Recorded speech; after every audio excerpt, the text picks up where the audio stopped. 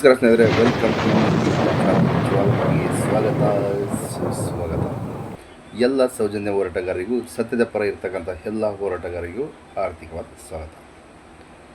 ನೋಡಿ ಸ್ನೇಹಿತರೆ, ಸೌಜನ್ಯಳ ತಾಯಿಗೆ ಬೈದಂತಹ V2 ಸೂರ್ಯ ಅವರು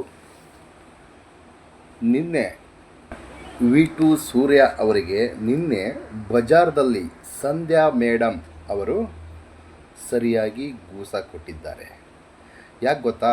ಸಂಧ್ಯಾ ಅವರನ್ನು 2-3 ವರ್ಷಗಳಿಂದ ಸತತವಾಗಿ ಹಿಂಸೆ ಕೊಡ್ತಾನೇ ಇದ್ದರು. ನೀನು ಅಂಥವಳು, ನೀನು ಇಂಥವಳು. ನಾನು ಕೂಡ ನೋಡ್ಕೊಂಬಂದೆ ಆ ವಿಡಿಯೋ ನೋಡಿ ನನಗೆ ಒಂಥರ ಇದೇನಾಯಿತು. ಯಾವನೋ 2-3 ಯೂಟ್ಯೂಬರ್ಸು ಇಂಥವರು ಸೌಜನ್ಯ ಹೋರಾಟಕ್ಕೆ ಬಂದು ಎಲ್ಲ ಕೆಡಿಸ್ತಾರೆ ಅಂಥೇಳಿ, ಇವಳು ಸೌಜನ್ಯ ಹೋರಾಟಗಾರ್ತಿನ ಅಂಥೇಳಿ ಕ್ವಶನ್ ಮಾಡಿದರು. ಅದೇ ವಿಡಿಯೋನ ವೈರಲ್ ಮಾಡಿದರು. ಪ್ರೈವೇಟ್ ವಿಡಿಯೋ ರೀ ಅದು, ಖಾಸಗಿ ವಿಡಿಯೋ. ಅಂಥವು ಯಾರನ್ನ ಪ್ಲೇ ಮಾಡ್ತಾರಾ? ಅಂಥ ವಿಡಿಯೋಗಳನ್ನು ದಯವಿಟ್ಟು ಯಾರು ಪ್ರಸಾರ ಮಾಡಬಾರ್ದು. ಅಂಥ ವಿಡಿಯೋಗಳನ್ನು ಇವರು ಪ್ರಸಾರ ಮಾಡಿದರು. ಯಾಕೆ? V2 ಸೂರ್ಯ ಏನಾದರೂ ಇವರಿಗೆ ಹೇಳಿದ್ರಾ? ಅಕಸ್ಮಾತ್ ಎಲ್ಲಾದರೂ ಲೀಕ್ ಆಗಿದೆಯಾ? ಲೀಕ್ ಆಗಿದ್ದ ವಿಡಿಯೋ, ಇಂದಿನ ವಿಡಿಯೋ ಇವತ್ತಿನ ದಿನ ವೈರಲ್ ಮಾಡಿ ಸಂಧ್ಯಾ ಮೇಡಮ್ ಅವರ ಮಾನಸಿಕವಾಗಿ ಕುಗ್ಗಿಸುವಂಥ ಕೆಲಸ ಮಾಡಿದರು. ಸಂಧ್ಯಾ ಮೇಡಮ್ ಅವರನ್ನು ಮಾನಸಿಕವಾಗಿ ಕುಗ್ಗಿಸುವಂಥ ಕೆಲಸ ಮಾಡಿದರು. ಆದರೆ ಅವರು ಗೊತ್ತಲ್ವ ನಿಮಗೆಲ್ಲ, ಅವರು ಎಂಥ ಗಟ್ಟಿಗಿತ್ತಿ, ಎಂಥ ಹೋರಾಟಗಾರ್ತಿ, ಇಂಥವಕ್ಕೆಲ್ಲ ಬೊಗುವ ಮಗಳೇ ಅಲ್ಲ. ಎಲ್ಲ ನೋಡ್ಕೊಂಬಂದರಿ ಅವರು, ಕಷ್ಟ ಸುಖ ಎಲ್ಲ ಅನುಭವಿಸಿ ಬಂದಿದ್ದಾರೆ. ಆ ವಿಡಿಯೋದಲ್ಲಿ ಏನೈತ್ರಿ, ಅಮ್ಮನ ಕೈ ನೋಡಿದ್ರ, ಕೈಗೆ ಹೆಂಗೆ ಹೊಡೆದಿದ್ದಾನೆ. ಆಯಮ್ಮ ಕುಡ್ದಳೋ ಬಿಟ್ಟಳ ನಮಗಂತೂ ಗೊತ್ತಿಲ್ಲ ಸ್ವಾಮಿ. ಆಯಮ್ಮನೇ ಕ್ಲಾರಿಫಿಕೇಷನ್ ಕೊಡಬೇಕು. ನೋವು ತಡ್ಕೋಬೇಕಲ್ಲಪ್ಪ, ಇನ್ನು ವಿಷಯ ಕುಡಿಯೋಕ್ಕಾಗುತ್ತಾ? ಅದನ್ನ ಸಮೇತ ಸುಮ್ಮನೆ ವೈರಲ್ ಮಾಡಿ, ಅಯ್ಯೋ ಈ ಲೋಫರ್ಗಳ ಏನು ವೈರಲ್ ಮಾಡಿದ್ರಲ್ಲ, ದಯವಿಟ್ಟು ನಿನ್ನೆ ಏನು V2 ಸೂರ್ಯ ಅವರನ್ನು ಒದ್ದಿರ್ತಕ್ಕಂಥ ವಿಡಿಯೋನ ಹಾಕಿ, ಅಂಥ ವಿಡಿಯೋ ವೈರಲ್ ಮಾಡಿ. ಈ ಥರ ತೇಜವಾದೆ ಹೆಣ್ಮಕ್ಳ ಮೇಲೆ ಮಾಡಿದರೆ ಈ ಥರ ಬೀಳುತ್ತಂತೇಳಿ ವಿಡಿಯೋ ಹಾಕಿ, ನೋಡ್ಕೊಂಬಂದು ಆ ವಿಡಿಯೋ ಸಮೇತ ಹಾಕ್ತೀನಿ ನಾನು. ಈ ಥರ ಮಾಡೋದು ಎಷ್ಟು ಹೇಳ್ರಿ? ಜಸ್ಟಿಸ್ ಫಾರ್ ಸೌಜನ್ಯ ಹೆಸರು ಹೇಳಿಕೆ ಬಂದಿದ್ದಕ್ಕೆ ಎಮ್ಗೆ ಈ ಥರನಾ? ಅಂದರೆ ಸೌಜನ್ಯ ಹೋರಾಟಕ್ಕೆ ಬಂದಂತಹ ಗಂಡ್ಮಕ್ಳ ಹೆಣ್ಮಕ್ಳ ದಿಕ್ಕು ತಪ್ಪಿಸ್ಬೇಕು, ಇಲ್ಲಾಂದರೆ ಅವ್ರ ಮೇಲೆ ಏನೋ ಒಂದು ಈ ಥರ ಗೂಬೇಕು ನಿಲ್ಸ್ಕೊಂತ, ಯಾರು ಹೆಣ್ಮಕ್ಳು ಬರಬಾರ್ದು ಅಂಥೇಳಿ ಈ ಥರ ನೀವು ಮಾಡ್ತಿದ್ದೀರಾ? ನಮಗಂತ ಅರ್ಥ ಆಗ್ತಿಲ್ಲ ಸ್ವಾಮಿ.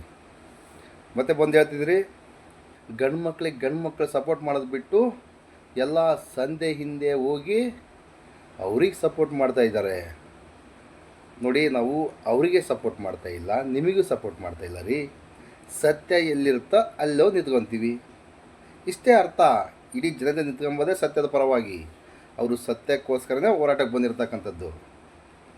ಅವ್ರೇನು ಸೌಜನ್ಯ ಹೋರಾಟಕ್ಕೆ ಬಂದರು ಅದು ಇದಂತಲ್ಲ, ಅವ್ರಿಗೆ ಆಗಿರ್ತಕ್ಕಂಥದ್ದು ಅನ್ಯಾಯ. ಆ ಅನ್ಯಾಯಕ್ಕೆ ನ್ಯಾಯ ಕೇಳ್ತಿದ್ದಾರೆ ಅವರು. ದಯವಿಟ್ಟು ಅರ್ಥ ಮಾಡ್ಕೊಳ್ಳಿಸ್ತಾ ಇದ್ದರೆ, ಯಾವುದೇ ಸೌಜನ್ಯ ಹೋರಾಟಗಾರರು ಇವಾಗ ಇರ್ತಕ್ಕಂಥವ್ರು, ಬಿಟ್ಟು ಹೋಗಿರ್ತಕ್ಕಂಥವ್ರು, ಈಗ ಸೌಜನ್ಯ ಹೋರಾಟದಲ್ಲಿ ಇರುವಂಥವರನ್ನು ತೇಜವಾದೆ ಮಾಡತಕ್ಕಂಥದ್ದು, ಏನೋ ಕೆಡ್ದಾಗೆಲ್ಲ ಬೈತಕ್ಕಂಥದ್ದು, ಇದೆಲ್ಲ ಸರ್ವಸಾಮಾನ್ಯವಾಗಿ ಹೋಗ್ಬಿಟ್ಟಿದೆ. ಅವರಿಗೆ ಖಡಕ್ಕಾಗಿ ಉತ್ತರ ಕೊಡಬೇಕಂದ್ರೆ ಸಂಧ್ಯಾ ಮೇಡಮ್ ಥರ ಖಡಕ್ಕಾಗಿ ಉತ್ತರ ಕೊಡಬೇಕು. ನೋಡಿ, ಧರ್ಮಸ್ಥಳದ ಸೌಜನ್ಯಳಿಗೆ ಆದ ಗತಿ ಇನ್ನು ಯಾರಿಗೂ ನಮ್ಮ ದೇಶದಲ್ಲಿ ಆಗಬಾರ್ದು, ನಮ್ಮ ರಾಜ್ಯದಲ್ಲಿ ಸಮೇತ ಆಗಬಾರ್ದು. V2 ಸೂರ್ಯನನ್ನು ಹೇಗೆ ಅವಮ್ಮ ತಟಿಸ್ಲೋ ಅದೇ ಥರನೇ ಸೌಜನ್ಯ ಅತ್ಯಾಚಾರಿಗಳನ್ನು ಹಿಡ್ಕೊಂಬಂದು ಇದೇ ಥರ ಹೊಡಿಬೇಕಾ ಬೇಡವಾ? ಸಾಕ್ಷ್ಯ ನಾಶ ಮಾಡಿಬಿಟ್ಟಾರೆ, ಅವ್ರು ನೋಡಿಬೇಕಾ? ಅಥವಾ ಸೌಜನ್ಯಗಳನ್ನು ಕಿಡ್ನಾಪ್ ಮಾಡಿ ರೇಪ್ ಮಾಡಿರ್ತಕ್ಕಂಥ ಲೋಫರ್ಗಳು ಹೊಡಿಬೇಕಾ? ಅಕಸ್ಮಾತ್ ತಪ್ಪಿತಸ್ಥ ಅಧಿಕಾರಿಗಳಿದ್ದಾರಲ್ಲ, ಎಲ್ಲ ಸಾಕ್ಷ್ಯ ನಾಶ ಮಾಡಿದಾರಲ್ಲ, ಅವ್ರು ಓದಿಬೇಕಾ? ನಮಗಂತೂ ಗೊತ್ತಿಲ್ಲ ಸ್ವಾಮಿ. ಕಾನೂನು ಯಾರಿಗೆ ಓದಿತ್ತೋ ಬಿಡುತ್ತೋ ಗೊತ್ತಿಲ್ಲ. ಕಾನೂನನ್ನು ಕೈಗೆ ತಗೊಳ್ಳುವಂತಹ ಕೆಲಸ ನಾವು ಮಾಡಲ್ಲ. ಮಾಡಿದರೆ ನೀವು ಸುಮ್ಮನಿರಲ್ಲ. ಅದಕ್ಕೋಸ್ಕರ ನಾವು ಮಾಡಲ್ಲ. ಎಷ್ಟು ದಿನ ಅಂತ ಹೋರಾಟಗಾರರು ಸುಮ್ಮನಿರ್ತಾರೆ ಹೇಳಿ? ನ್ಯಾಯ ಸಿಗದಿದ್ದರೆ ತಪ್ಪಿತಸ್ಥ ಅಧಿಕಾರಿಗಳನ್ನು ಬೀದಿಗೆ ನಿಲ್ಲಿಸಿ ನ್ಯಾಯ ಕೇಳುವಂತಹ ಪರಿಸ್ಥಿತಿ ಬಂದೇ ಬರುತ್ತೆ. ಅಲ್ಲಿಯವರೆಗೂ ಬಿಡಬಾರದು ಅಂತ ಹೇಳ್ತಾ ನೀವು ಕರೆಕ್ಟಾಗಿ ನಿಯತ್ತಾಗಿ ಕೆಲಸ ಮಾಡಿ. ಇಲ್ಲಾಂದರೆ ಗಂಟು ಮೂಟೆ ಕಟ್ಕೊಂಡು ಹೊಂಟೋಗ್ಬಿಡಿ. ಬೇರೆ ಜನಗಳು ಬಂದು, ಬೇರೆ ಆಫೀಸರ್ ಬಂದು ಆ ಪ್ಲೇಸಲ್ಲಿ ನಿಂತ್ಕೊಂಡು ನ್ಯಾಯ ಕೊಡಿಸುವಂಥ ಕೆಲಸ ಮಾಡ್ತಾರೆ. ಇಲ್ಲಾಂದರೆ ನೀವು ಏನಕ್ಕೂ ಲಾಯಕ್ಕಿಲ್ಲ. ಈಗೇನೋ SIT ಅಧಿಕಾರಿಗಳಿದ್ದಾರಲ್ಲ, ಅವ್ರ ಮೇಲೆ ಸ್ವಲ್ಪ ಭರವಸೆ ಇದೆ. ನೋಡೋಣ ಅವ್ರೇನು ಮಾಡ್ತಾರೆ, ಕಾದು ನೋಡೋಣ. ಆದರೆ ಸೌಜನ್ಯ ಕೇಸ್ ಬರಲ್ಲ ಹಂಗೆ ಅಂತಾರೆ. ಬಟ್ ಧರ್ಮಸ್ಥಳದಲ್ಲಿ ಸೌಜನ್ಯಳ ತಾಯಿ PIL ಹಾಕಿದ್ರಲ್ಲ 74 ಶವಗಳಿಗೆ, ಅದ್ರ ಬಗ್ಗೆ ತನಿಖೆ ಮಾಡ್ತಿದ್ದಾರಂತೆ. ಇದಕ್ಕೂ ನ್ಯಾಯ ಸಿಕ್ಕರೆ ಸೌಜನ್ಯಳಿಗೆ ನ್ಯಾಯ ಸಿಕ್ಕಂತೆ. ಇದು ಪಕ್ಕ. ಇದು ಎಲ್ಲ ಒಂದೇ ಗ್ಯಾಂಗ್ನಲ್ಲಿರೋದಲ್ಲಿ ಸೌಜನ್ಯಳನ್ನು ಅತ್ಯಾಚಾರ ಮಾಡಿರ್ತಕ್ಕಂಥದ್ದು ಅದೇ ಗ್ಯಾಂಗ್ನವರು. ಈ 74 ಶವಗಳನ್ನು ಏನು ಮಂಡ ಮುಚ್ಚಿದಾರಲ್ಲ, ಅತ್ಯಾಚಾರ ಮಾಡ್ಯಾರೋ ಇನ್ನೊಂದು ಮಾಡ್ಯಾರೋ ಗೊತ್ತಿಲ್ಲ, ಅವರೇ ಇವರು. ನಮ್ಮ ಅನುಮಾನ ಅದನ್ನ ಪ್ರೂವ್ ಮಾಡುವಂಥ ತಾಕತ್ತು ನಮ್ಮ SIT ತಂಡಕ್ಕಿದೆ. ಮಾಡ್ತಾರೆ ಅಂತ ಹೇಳ್ತಾ ಈಗ ಸಂಧ್ಯಾ ಮೇಡಮ್ ಅವರು ನಿನ್ನೆ ಏನು ಘಟನೆ ನಡೀತಲ್ಲ, ಆ ಘಟನೆಯ ಸಂಪೂರ್ಣ ವಿವರ ಅವ್ರ ಬಾಯಿಂದಲೇ ನೀವು ಕೇಳಿಸ್ಕೊಂಬನ್ನಿ. ನಮಸ್ಕಾರ. ನಿನ್ನೆ ನಡೆದಿದ್ದಂತ ಘಟನೆ ಬಗ್ಗೆ ಒಂದು ಕ್ಲಾಸ್. ನಾವು ಅವನ್ನ ಫಾಲೋ ಮಾಡ್ಕೊಂಡು ಹೋಗಿಲ್ಲ, ನಾವು ಅವನಿಗೆ ತೊಂದರೆ ಕೊಡಕ್ ಹೋಗಿಲ್ಲ. ನಮ್ಮ ಕಾರ್ನ ನಿರಂತರವಾಗಿ ಫಾಲೋ ಮಾಡಿ ವಿಡಿಯೋ ಮಾಡ್ಕೊಂಡು ನಮ್ಮ ಮೇಲೆ ಅಲ್ಲೇ ಮಾಡಿದಂತವನು ಅವನೇ. ನಮ್ಮ ಮೇಲೆ ಅಲ್ಲೇ ಮಾಡಿ ನಮ್ಮ ಬಟ್ಟೆ ಎಲ್ಲ ಹೇಳ್ದು, ನಮ್ಮ ಎದೆಗೆಲ್ಲ ಕೈ ಹಾಕಿ ಚಿತ್ರ ಹಿಂಸೆ ಕೊಟ್ಟು ಕಲ್ಲಲ್ಲೆಲ್ಲ ಹೊಡೆದು ಕೆಳಗೆ ಎಲ್ಲ ಹಾಕಿ ತಳ್ಳುವಂತ ಸಮಯದಲ್ಲಿ ಅಲ್ಲಿದ್ದಂತ ಪಬ್ಲಿಕ್ ನಮ್ಮನ್ನ ರಕ್ಷಣೆ ಮಾಡಕ್ ಬಂತು. ಆ ಪಬ್ಲಿಕ್ ಎಲ್ಲ ಸೇರಿ ಅವನಿಗೆ ತಳಿಸುವಂತ ಕೆಲಸ ಮಾಡ್ತು. ಒಂದು ವಾರದಿಂದ ನನ್ನ ಕಾರ್ಗೆ ಟ್ರಾಕರ್ ಹಾಕಿರ್ತಾನೆ. ನನ್ನ ಕಾರ್ ಒಳಗೆ ಒಂದು ಆಡಿಯೋ ಡಿವೈಸ್ ಇಟ್ಟಿರ್ತಾನೆ. ನಾನು ಎಲ್ಲಿ ಹೋಗ್ತೀನಿ, ಬರ್ತೀನಿ, ಯಾರ ಜೊತೆ ಮಾತಾಡ್ತೀನಿ ಎಲ್ಲಾನು ಸಹ ಟ್ರ್ಯಾಕ್ ಮಾಡ್ತಾ ಇರ್ತಾನೆ. ಕಾರಣ ನನ್ನ ಮುಗಿಸೋದಕ್ಕೆ, ನನ್ನ ಕೊಲೆ ಮಾಡಬೇಕು, ನಾನು ಇರಬಾರ್ದು. ಕಾನೂನು ಮೀರಿ ನಾನು ಹೋಗೋಳಾಗಿದ್ರೆ 3 ವರ್ಷದಿಂದ ಅವ್ನು ಕೊಟ್ಟಿರುವಂತ ಮಾನಸಿಕ ಹಿಂಸೆ, ತೇಜೋವಧೆ, ಸಿಕ್ಕ ಪಟ್ಟಗಳು, ಹನಿ ಟ್ರಾಪು, ಸೂಳೆ, ಡಗಾರು, ಕೆಟ್ಟ ಪಟ್ಟ 6 ಜನ ಗಂಡಂದ್ರು ಎಲ್ಲಾನು ತಡ್ಕೊಂಡು ಕಾನೂನು ಹೋರಾಟ ಮಾಡ್ಕೊಂಡು ಕಾನೂನ್ಗೆ ತಲೆ ಬಗ್ಗಿ ಹೋರಾಟ ಮಾಡ್ತಾ ಇದ್ದೆ. ಈ ತರ ತಳಿಸ್ಬೇಕಾಗಿದ್ರೆ ಅವತ್ತೇ ತಳಿಸ್ತಾ ಇದ್ದೆ. ಆದ್ರೆ ಈ ಘಟನೆ ಅವನಾಗ ಅವನೇ ಫಾಲೋ ಮಾಡ್ಕೊಂಡ್ ಬಂದು, ಅವನಾಗ ಅವನೇ ನನ್ನ ಕಾರ್ಗೆ ಟ್ರ್ಯಾಕರ್ ಇಟ್ಟಿ, ಅವನಾಗ ಅವನೇ ಪಬ್ಲಿಕ್ ಅಲ್ಲಿ ತಳಿಸ್ಕೊಂಡಿರುವಂತ ಕೆಲಸ ಆಗಿದೆ.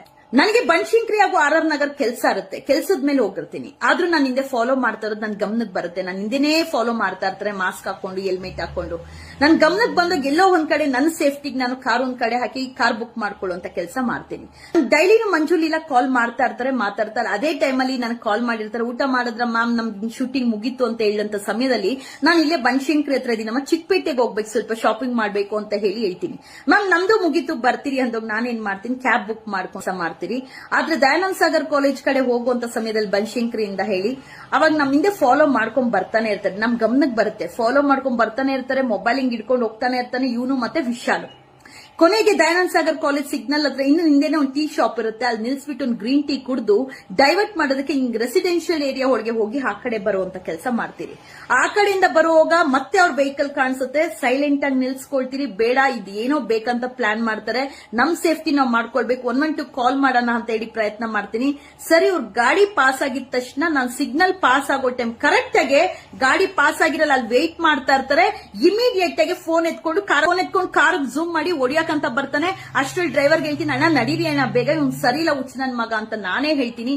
ಅವಾಗ ಹೋಗುವಂತ ಸಮಯದಲ್ಲಿ ಬ್ರಿಡ್ಜ್ ಕೆಳಗೆ ಹೋಗಿ ರೈಟ್ ಟರ್ನ್, ಯಾರಬ್ ನಗರ್ ಅಂತ ಬರುತ್ತೆ, ಟರ್ನ್ ಮಾಡುವಂತ ಸಮಯದಲ್ಲಿ ಅಲ್ಲಿದ್ದಂತ ಒಂದು ದೊಡ್ಡ ಕಲ್ಲೆತ್ತಿ ಕಾರ್ ಮೇಲೆ ಹಾಕ್ಬಿಡ್ತಾನೆ. ಕಾರ್ ಗಾಜೆಲ್ಲ ಪುಡಿ ಆಗುತ್ತೆ. ನಂದು ಮತ್ತೆ ಲೀಲಾ ತಲೆ ಇರುತ್ತೆ, ನಾವ್ ಹಿಂಗ್ ಬಗ್ಸ್ಕೊಂಡಿದ ತಕ್ಷಣ ಮುಂದೆ ಬಂದು ಹೊಡಿಯುತ್ತೆ. ಮಂಜಣ್ಣನ ತಲೆಗೆ ಹೇಟ್ ಬಿದ್ದಿದೆ.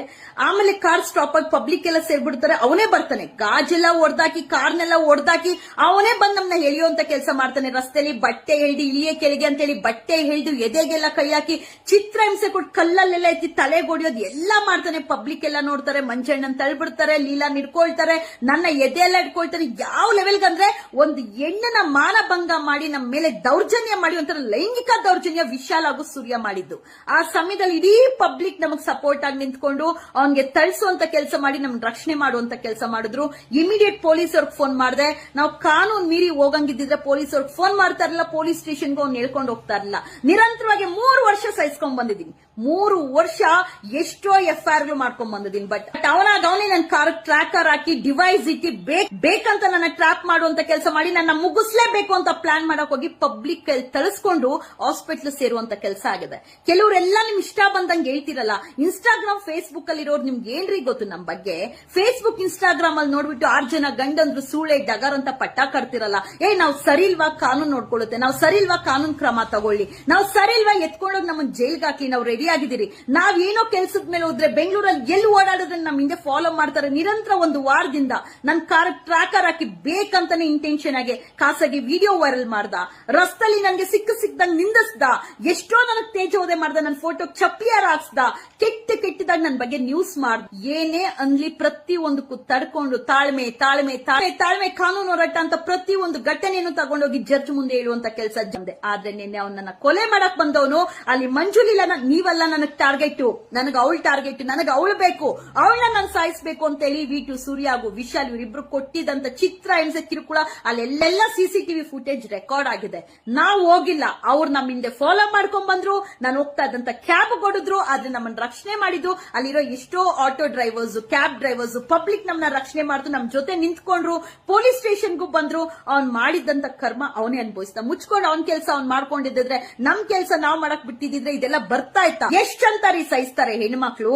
ಎಷ್ಟಂತಾರಿ ಕಾನೂನು ಹೋರಾಟ ಮಾಡ್ತಾರೆ? ನಿರಂತರ 15 FIR ಮಾಡಿಸಿದೀನಿ, PCR ಮಾಡಿಸಿದೀನಿ, ಡಿಫಾರ್ಮೇಶನ್ ಕೇಸ್ ಹಾಕಿದೀನಿ. ಆದ್ರೂ ಇವನ್ಗೆ ಬುದ್ಧಿ ಬಂದಿಲ್ಲ ಅಂತಂದ್ರೆ ಏನ್ ಮಾಡ್ಬೇಕು? ಮಾಡಿದ್ದುಂಡ ಮಾರಾಯ ಕರ್ಮ ಯಾರನ್ನು ಬಿಡಲ್ಲ, ಕರ್ಮ ಕಾಡದೆ ಬಿಡಲ್ಲ. ನಾನ್ ತಪ್ಪು ಮಾಡಿದ್ರೇನು ನನಗೂ ಶಿಕ್ಷೆ ಆಗಿ ಕಾನೂನ್ಗೆ ತಲೆ ಬಗ್ಸ್ತೀನಿ. ಬಟ್ ಅಲ್ಲಿ ಎಲ್ಲಾ ತರ ವಿಡಿಯೋ ಫುಟೇಜ್ ಇದೆ. ಯಾರ್ ಕಾರ್ನ ಫಾಲೋ ಮಾಡ್ಕೊಂಡ್ ಬಂದ್ರು, ಯಾರ್ ಕಾರ್ನ ಅಡ್ಡ ಹಾಕಿದ್ರು, ಯಾರ್ ಕಾರ್ ಕ್ಯಾಮ್ರಾ ಇಟ್ಕೊಂಡು ನಮ್ಮ ಮೇಲೆ ಅಲ್ಲೇ ಮಾಡಿದ್ರು, ನಮ್ಮನ್ನ ಏಕಾಏಕಿ ನನ್ ಜೊತೆ ಇದ್ದಂತ ಅವ್ರಿಬ್ಬರ ಮೇಲೆ ಅಲ್ಲೇ ಮಾಡುವಂತ ನೆಸೆಸಿಟಿ ಏನಿತ್ತು? ಮಂಜು ನಮ್ ಕುಟುಂಬದಲ್ಲಿ ಒಬ್ರು ಅಂತ ಹೇಳ್ಕೊಂಡು ನಾವ್ ಅಷ್ಟು ಒಂದು ಪ್ರೀತಿ ಬಾಂಧವ್ಯದಿಂದಿದ್ದೀರಿ. ನನ್ನ ಮೇಲೆ ಇರುವಂತ ದ್ವೇಷಕ್ಕೆ ಅವ್ರ ಮೇಲೆ ಅಲ್ಲೇ ಮಾಡಿ ನಮ್ ಬಟ್ಟೆ ಎಳೆದು ಮಾನಭಂಗ ಮಾಡಿ ಲೈಂಗಿಕ ದೌರ್ಜನ್ಯ ಎದೆಗೆ ಕೈ ಹಾಕ್ತಾರೆ. ಎಷ್ಟು ವಿಕೃತವಾಗಿ ಮೆರೆದಿದ್ದಾರೆ ಅಂದ್ರೆ ಕೆಲವರೆಲ್ಲ ನಮ್ ಪರಿಚಯನೇ ಇರಲ್ಲ. ಇನ್ಸ್ಟಾಗ್ರಾಮ್ ಫೇಸ್ಬುಕ್ ಅಲ್ಲಿ ಸೂಳೆ ಡಗಾರು 6 ಜನ ಗಂಡಂದ್ರು ನೀನೇ ಸರಿಲ್ಲ ಅಂತೆಲ್ಲ ಕಮೆಂಟ್ ಆಗ್ತಿರಲ್ಲ. ನಿಮ್ ಮನೇಲೂ ಹೆಣ್ಣು ಮಕ್ಳಿದ್ದಾರೆ, ನಿಮ್ಮ ಮನೇಲೂ ಹೆಣ್ಣು ಮಕ್ಳಿದ್ದಾರೆ. ನಿನ್ನೆ ನಡೆದಿದ್ದ ಘಟನೆ ಇಷ್ಟೇ. ಏಕಾಏಕಿ ಅವನೇ ನಮ್ ಕಾರ್ ಫಾಲೋ ಮಾಡ್ಕೊಂಡ್ ಬಂದ. ನನ್ ಕಾರ್ ಬಿಟ್ಟು ಒಂದು ಕ್ಯಾಬ್ ಬುಕ್ ಮಾಡ್ಕೊಂಡು ಆ ಕ್ಯಾಬ್ ನ ಫಾಲೋ ಮಾಡ್ಕೊಂಡ್ ಬಂದಿದ್ದಂತ ವಿಶಾಲ್ ಹಾಗೂ ಸೂರ್ಯ ತೋಡಿದಂತ ಗುಂಡಿಗೆ ಅವರೇ ಬಿದ್ದವ್ರೆ, ಪಬ್ಲಿಕ್ ಹೊಡೆದವ್ರೆ. ಕಾನೂನು ಏನ್ ಮಾಡ್ತಾ ಇದೆ? ಕಾನೂನು ಕರೆಕ್ಟ್ ಆಗೇ ಮಾಡ್ತಾ ಇದೆ. ಕಾನೂನು ಇರೋದಕ್ಕೆ ಇಲ್ಲಿವರೆಗೂ ನಾನು ಕಾನೂನು ಹೋರಾಟ ಮಾಡ್ಕೊಂಡ್ ಬರ್ತಾ ಇರೋದು. ಕರ್ಮ ಯಾರನ್ನು ಬಿಡೋದಿಲ್ಲ. ಅವ್ನ್ ಮಾಡಿದ್ದ ಅವ್ನ್ ಅನುಭವಿಸ್ಲಿ. ನಮಗೊಂದೊಂದು ಏಟು ಹಾಕಿರುವಾಗ ನಮ್ಮ ಮೈಯಲ್ಲಿ ರಕ್ತ ಬರುವಾಗ 2-3 ವರ್ಷಕ್ಕೆ ಮುಂಚೆ ಎಷ್ಟು ಜನ ನಿಂತಿದ್ರಿ ನಮ್ ಸಪೋರ್ಟ್ಗೆ? ಎಷ್ಟು ಜನ ಬಂದ್ ನಿಂತಿದ್ರಿ? ಯಾರು ಬಂದಿಲ್ಲ. ಇವತ್ತವರೆಗೂ ಈ 3 ವರ್ಷದಿಂದ ನಾನೇ ಫೇಸ್ ಮಾಡ್ಕೊಂಡು ಕಾನೂನು ಹೋರಾಟ ಮಾಡ್ಕೊಂಡ್ ಬರ್ತಾ ಇದೀನಿ. ಇವತ್ತು ಯಾರು ಬಂದಿಲ್ಲ. ಎಷ್ಟೋ ಜನ ಎತ್ತು ಬಿಟ್ಟ. ಇವತ್ತು ಇವನೇ ನನ್ನ ಡೈರೆಕ್ಟ್ ಆಗಿ ಟಾರ್ಗೆಟ್ ಮಾಡಕ್ ಬಂದಿ ನನ್ನ ಕಾರ್ ಟ್ರ್ಯಾಕರ್ ಹಾಕಿ ನನ್ನ ಕಾರ್ ಒಳಗೆ ಆಡಿಯೋ ಡಿವೈಸ್ ಇಟ್ಟಿ ನನ್ನ ಕೊಲೆ ಮಾಡಕ್ ಪ್ಲಾನ್ ಹಾಕಿದ್ದಂತ V2 ಸೂರ್ಯ